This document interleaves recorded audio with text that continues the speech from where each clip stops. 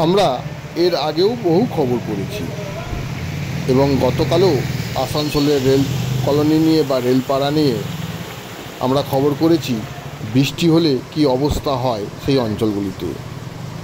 আজকে আবার কুলটি বিধানসভার অন্তর্গত নিয়ামতপুর পিয়া কলোনি এলাকা কীভাবে জলমগ্ন তাও আমরা দেখাচ্ছি। এবার থেকে মানুষও বলছে যে এতদিন ধরে যে আমরা ট্যাক্স দিচ্ছি সেই ট্যাক্স শুধু দেওয়াই হচ্ছে, কিন্তু সমস্যার কোনো সমাধান হচ্ছে না। হ্যাঁ, একটানা অতি ভারী বৃষ্টির কারণে আসানসোলের বিভিন্ন অঞ্চল জলমগ্ন হয়ে পড়ছে প্রায়।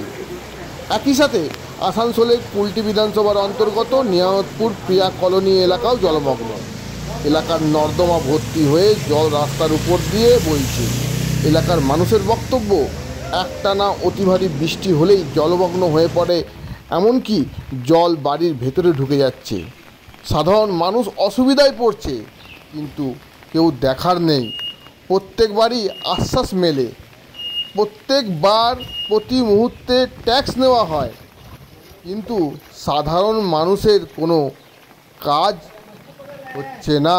এই জল সমস্যা নিয়ে, এই বৃষ্টির জল যখন জমে যাচ্ছে, মানুষের যখন অসুবিধা হচ্ছে, সেই সমস্যা নিয়ে কোনো চিন্তাভাবনা নেই, শুধু রাজনীতি হচ্ছে। গ্রামাঞ্চল শিল্পাঞ্চলের খবর, ব্যুরো রিপোর্ট।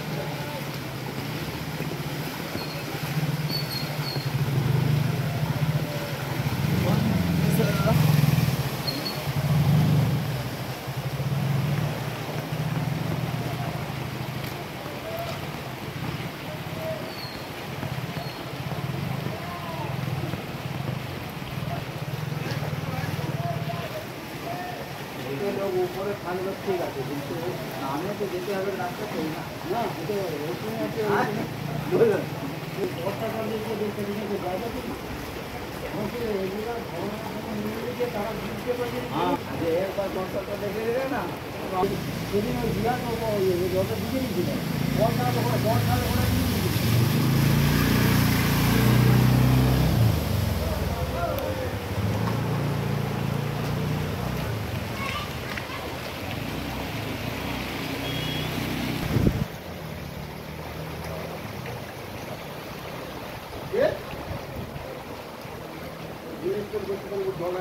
সুবিধা হয়েছে আপনার জলের জন্য খুবই অসুবিধা। এই জলের জন্য রাস্তার অসুবিধা, লোকের যাতায়াতের অসুবিধা, লোকের ঘরে জল ঢুকছে তার অসুবিধা, সমস্ত রাস্তা জল রাস্তা খুলে গিয়েছে সেগুলোর অসুবিধা, কিন্তু কোনো পার্টিয়ে কোনো এরকম মদত মানে কোনোবারই ব্যবস্থা কিছু নেই। কতটা অসুবিধার মধ্যে পড়তে হয়? প্রচণ্ড অসুবিধা।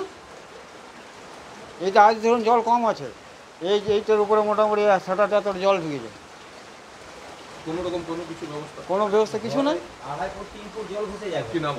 আমার নাম হচ্ছে বলাই মন্ডল। জল ঢুকে যায়? अरे डेली का यही हाल है दादा, जब भी 3-4 दिन 2 दिन बाद पानी घुसता है पूरा टीवी फ्रिज सब खराब हो जाता है। प्रशासन की तरफ से कोई भी मैंने हेल्प नहीं मिलता। उसके बाद फिर कॉरपोरेशन हम लोग जिसको टैक्स देते हैं कोई मैंने विचार ही नहीं है। कॉरपोरेशन एक बार भी आके देखता भी नहीं है कि हाँ क्या हो रहा नहीं हो रहा है। विगत 20 साल 25 साल से यही अवस्था है, लेकिन कोई भी नेता कोई प्रशासन में कुछ समझ में नहीं आता कि यहाँ पर मैंने सब जानता है कि प्रिया कॉलोनी में 2 दिन पानी होता है तो सबके घर में घुस जाता है, लेकिन इसके एवज में कुछ भी नहीं करता है। अभी देखा जा रहा रास्ता के ऊपर पानी गिर रहा है, रास्ता ही तो घर में घुस जाता है। आप जाइए किसी के घर में देखिए सबके घर में पानी घुस जाता है। थोड़ा भी आधा घंटा 1 घंटा बाद देखिएगा कि ऐसा कोई घर नहीं है जो नीचे में जिसके घर में पानी नहीं होगा। कितना दिक्कत होता है? बहुत दिक्कत। ये पानी जो निकलते निकलते अब आज जो निकलेगा वो कल तक ख़त्म होगा पानी, और सबको फिर निकालना पड़ता है। इतना परेशानी मत बोलिए। आपका नाम? मेरा नाम संतोष गुप्ता है।